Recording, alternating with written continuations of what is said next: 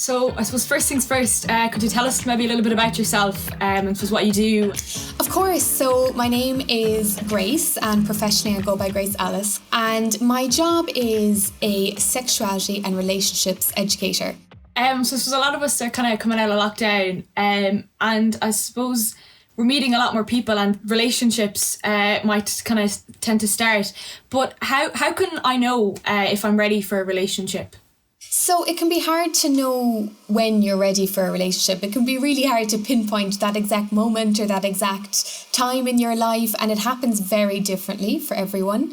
I think a really good place to start is knowing the difference between healthy and unhealthy behaviours in relationships, okay? Because we're going to have relationships, whether they be friendships or romantic relationships or sexual relationships, with all kinds of different people.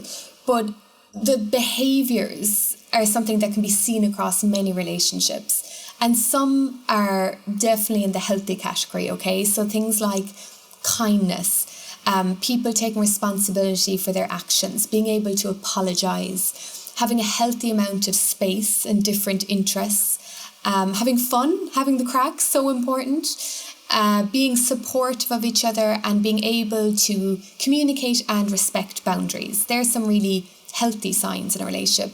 And then we have a lot of unhealthy behaviours that we can see in relationships, like, dishonesty, shaming, like body shaming, for example, over-dependence, spending all your time with each other, punishing each other, so giving each other the silent treatment or, being really nasty in some way, controlling behaviour.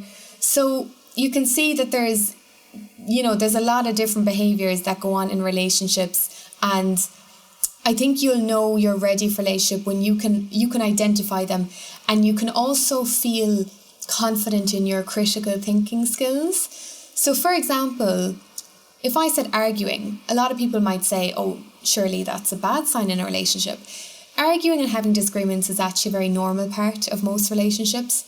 But the difference between healthy arguing and unhealthy arguing is if the arguing is nasty, if it involves name calling, if it involves, shouting, or if arguing is happening all the time, those are all things that pushes the behaviour into the kind of unhealthy category. So when you're ready for a relationship, I think you'll just have a fairly sound understanding of how you want to be treated and and what you're looking for in someone else as well.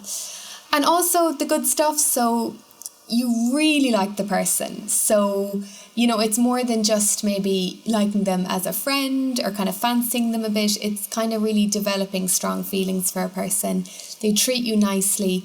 It is better to wait rather than to jump into a relationship that might not be for you. So don't worry about jumping into one right now. And I would just say to take things slowly. Keep checking in with yourself, communicate and enjoy the excitement. And at the end of the day, you can end the relationship respectfully and kindly if it was not the right choice for you. Yeah, I suppose we often don't think of how to know if you're ready for a relationship. A lot of people kind of, I suppose, would jump straight in because it's what everyone's doing. But there's a question here and it's like, he says all the right things but tells me he doesn't want a relationship. Should I stay? If someone is saying all the right things, but they're telling you they don't want a relationship, that's a bit of a tricky one. If you want a relationship, no, you should not stay, okay? It's okay for people not to want to have a relationship. It does not mean there's anything wrong with you or that they don't like you. There can be so many reasons why someone doesn't want a relationship. So first of all, it might be useful to just explore these with that person. Are they nervous of being in a relationship? Do they want to see other people? Have they had negative experiences before of being in a relationship?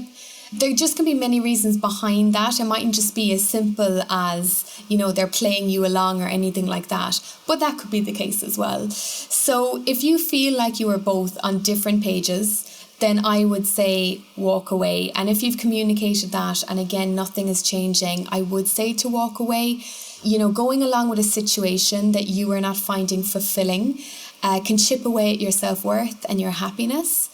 It's not healthy for any of us to give a lot of our energy to someone who is not giving the same energy back.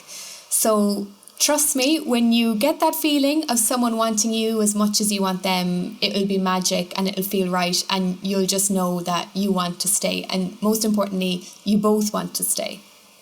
So the next one, I suppose, again, is kind of to do with relationships. And it's, my boyfriend never makes time for us and he always takes hours to text back. I feel like he's losing interest in me. Should we break up? Okay, so if your boyfriend or your partner, if you feel they never make time for you and you feel like they're losing interest in you and you're thinking, should you break up? I would say the first thing, again, is communicate, and communicate more. What's really going on here? Is there something else going on in that person's life? Again, someone could be struggling with anything in the background and just not sure how to communicate it, or maybe it's affecting their relationship or their connections with other people.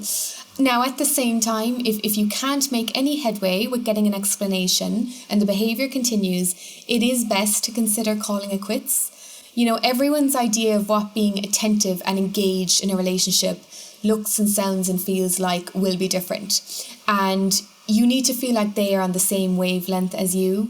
Never let anyone treat you as an afterthought, because that's not what you are. So a breakup might be on the cards, but I would again say communicate first.